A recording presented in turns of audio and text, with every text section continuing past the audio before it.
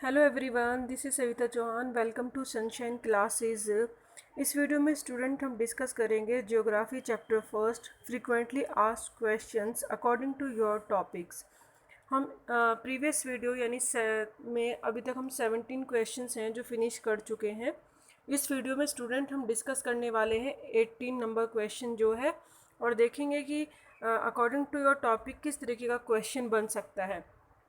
There are reasons which are rich in certain resources but are deficient in some other resources. Explain. हमें ये तो पता है कि कुछ जो रीजंस हैं वहाँ पर बहुत ज़्यादा रिसोर्सेज पाए जाएंगे, तो कुछ रीजंस में आपको उस चीज़ की डिफिशियंट मिलेगी। तो इन्होंने बोला ये आप समझाओ हमें, क्योंकि आपको पता है स्टूडेंट, हमारा जो हमने देखा है कि किस तरीके से जियोग्राफिकली डाइवर्सिटी पाई जाती है, जिसकी वजह से कहीं पे रिसोर्सेज कम मिलेंगे तो कहीं पे रिसोर्सेज ज़्यादा होंगे। तो there are a region which are considered self sufficient in term of the ability of resources and there some of region which have acute shortage of the some vital resources.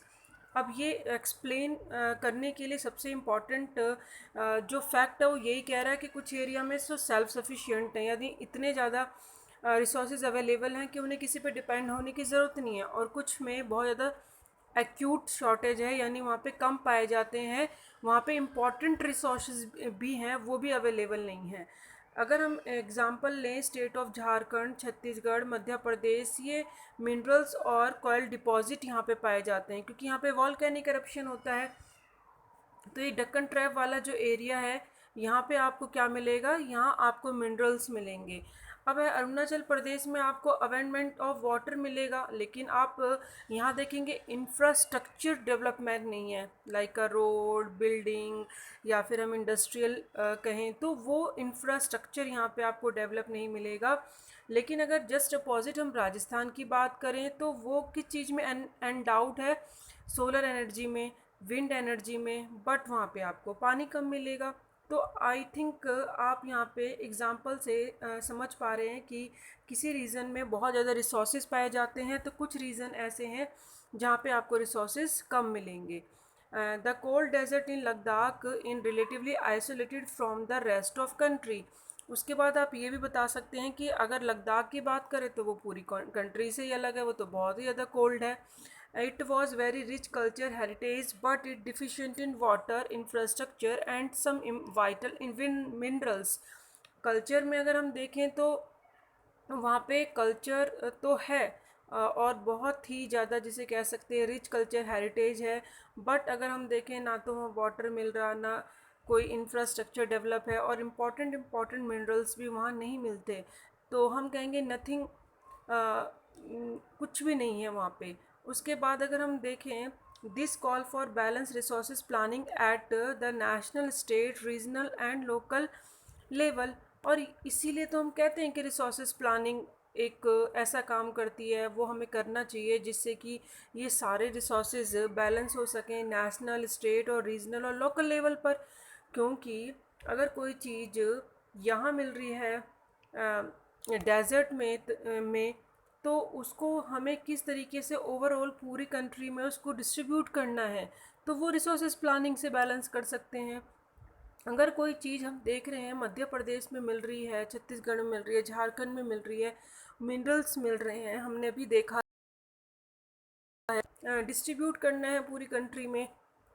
ऐसा तो नहीं कि जो states हैं इन्हीं को ज़रूरत है इन मिनरल्स की, यानी पूरी कंट्री में हमारे जो 28 स्टेट्स हैं उन सबको मिनरल चाहिए।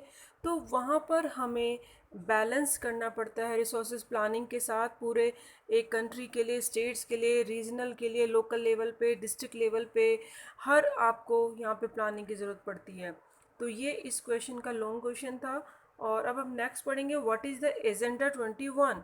एजेंडा 21 क्या था कि जो स्टूडेंट वो है हमारा जो रिसोर्सेज थे, जिस तरीके से हम देख रहे हैं कि सस्टेनेबल डेवलपमेंट की बहुत ज़रूरी है, क्यों आज हम रिसोर्सेज को कंटिन्यूसली यूज़ करे जा रहे हैं विदाउट थिंकिंग, इनडिस्क्रिमिनेटली यूज़ कर रहे हैं, और आने वाली जनरेशन के लिए उसको यूज़ ही नहीं कर रहे हैं। तो हमें सस्टेनेबल डेवलपमेंट का जो प्रोपेगेंडा है उसको प्राप्त करने के लिए एजेंडा 21 को रखा गया। कहाँ पे रखा गया? ये रियो दी जेनरियो ब्राज़ील में है। वहाँ पर 1992 में तो 100 स्टेट्स के जो प्रेसिडेंट थे वो आए थे, कॉन्फ्रेंस करी उन्होंने एनवायरनमेंट और डेवलपमेंट को लेकर, उस पर चर्चा करी और उन्होंने यही अचीव करा कि हमारा मेन गोल क्या रहेगा कि हम किस तरीके से ग्लोबल सस्टेनेबल डेवलपमेंट करें। यानी आप प्रेजेंट में जितने भी रिसोर्सेज यूज़ कर रहे हैं करो, बट आपको डैमेज नहीं करना है। क्या डैमेज नहीं करना? आपको एनवायरनमेंट को डैमेज नहीं करना। और आने वाली जो जनरेशन है, यानी फ्यूचर में आने वाली जनरेशन के लिए उन रिसोर्सेज को सेव रखना है। That's it. ये है सस्टेनेबल डेवलपमेंट एजेंडा को ही अचीव करना 21 एजेंडा 21 कहलाता है। और अगर हम देखें तो combat environment damage, poverty, disease through global cooperations on common interest, mutual needs and share responsibility. और ये कब होगा? जब हम अपने रिस्पॉन्सिबिलिटीज़ को समझें, कॉमन इंटरेस्ट को समझें और कॉपरेशन से काम करें, सबकी म्यूचुअल जो नीड्स हैं, और आपस में सब अपनी रिस्पॉन्सिबिलिटी को शेयर करें, और हम एक मिलकर इस एजेंडा पे काम करेंगे। चाहे वो पॉवर्टी है, डिसीज़ है, एनवायरनमेंट डैमेजेस हैं, इन सब पे अगर हम काम करते हैं तो हम अपने आप को क्या कर सकते हैं, सस्टेनेबल डेवलपमेंट तक हम उस उद्देश्य तक पहुंच सकते हैं। तो ये था एजेंडा 21। अब आता है which part of India is made of alluvial soil. तो एलुवियल सॉइल ये तो सबसे ईजी है स्टूडेंट, कि जो नदन बेल्ट है ये पूरी एलुवियल सॉइल से बनी हुई है। क्यों? ये भी आपको पता है, क्योंकि जो रिवर्स निकलती हैं हिमालय से, जैसे यहाँ इंडस रिवर है वेस्टर्न में, सेंटर में हमारे कौन सी गंगा, और ईस्टर्न में ब्रह्मपुत्रा। तो इनकी वजह से क्या होता है, जो यहाँ पे सॉइल पाई जाती है वो कौन सी सॉइल पाई जाती है? Alluvial soil. तो आप आसानी से आंसर लिख सकते हैं, क्योंकि जो रिवर्स होती हैं अपने साथ क्या लाती हैं? सैंड, सिल्ट और क्ले। ये तीनों चीज़ लेके आती हैं रिवर, और फुट हिल पे यानी हिमालय के नीचे रिवर्स क्या करती हैं? डिपॉजिट कर देती हैं, जिससे कि जो यहाँ पे एलुवियल सॉइल की फॉर्मेशन होती है। तो इसीलिए हम कह सकते हैं कि जो पूरा नदन बेल्ट है, नदन प्लेन्स हैं, वो सारे किससे बने हुए हैं? वो एलुवियल सॉइल से बन रहे हैं। ठीक है। अब आता है जैसे नदन प्लेन कौन सा है एरिया? पंजाब है, हरियाणा है, दिल्ली है, उत्तर प्रदेश है, बिहार है।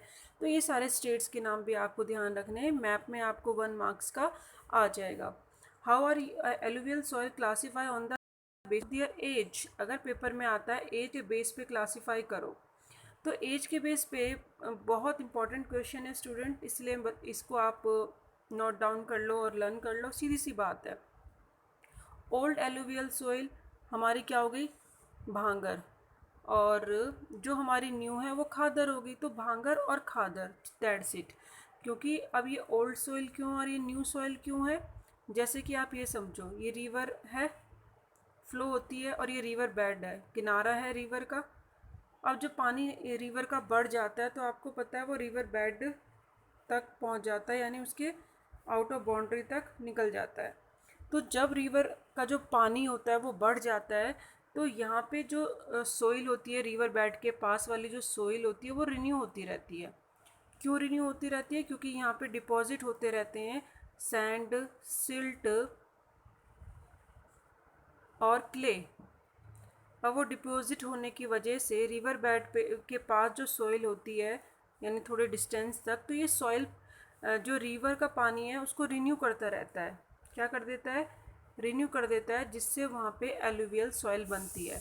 बट ये पास वाली सॉइल तो ठीक है, नई हो जाती है यानी रिन्यू हो जाती है, लेकिन जो ये दूर है सॉइल, जो रिवर बेड से दूर वाली जो सॉइल होती है, रिवर का पानी वहाँ तो पहुँच ही नहीं पाता, यहाँ नहीं पहुँचता। तो ये जो ये सॉइल है, दूर वाली सॉइल है रिवर बेड से, तो ये रिन्यू नहीं हो पाती है, जिसे हम क्या कहते हैं?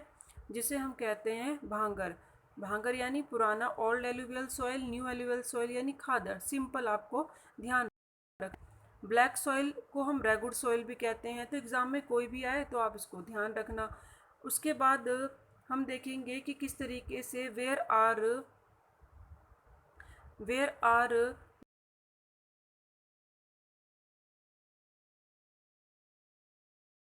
रेड एंड उड़ीसा है, छत्तीसगढ़ है, और मिडल गंगा प्लेन यानी सदर्न पार्ट जो हमारा ये है, तो ये हमारा सदर्न पार्ट है सारा, और इसके मिडल में गंगा प्लेन पे, ठीक है। और पिडमोंट जोन ऑफ वेस्टर्न घाट यानी वेस्टर्न घाट के पिडमोंट जोन पे, यानी जो हिल्स होती हैं, तो यहाँ पे वेस्टर्न घाट पे जो हिल्स हैं तो उनके पिडमोंट पे पाया जाता है ये, इस वाले एरिया पे। पिडमोंट एरिया कौन से होते हैं, जैसे ये हिमालय है, ठीक है, तो यहाँ से ग्रेन नीचे आके डिपॉजिट होते हैं, तो यहाँ पे पिडमोंट जोन बनाते हैं। तो पिडमोंट जोन वेस्टर्न घाट के ये क्या कहलाते हैं, ये यहाँ पे रेड और येलो सॉइल पाई जाती है। तो अब एक बार आपकी बुक में भी दिया हुआ है और मैंने टॉपिक में भी आपको मैप में समझा रखा है, तो आप एक बार मैप में विजुअलाइज कर लें जिससे कि आपको ईजिली याद हो सके। उसके बाद हम देखेंगे what is the seat erosion क्या होता है। सीधी सी बात है, वाटर की वजह से जो अपर लेयर होती है, अगर वो जो सॉइल फ्लो हो जाती है यानी वहाँ से हट जाती है, तो वो क्या कहलाता है, वो शीट इरोजन कहलाती है, यानी अपर लेयर जो सॉइल की अपर लेयर होती है किसी भी लार्ज एरिया में। उसके बाद बोला which soil is suitable for production of cashew nut and where.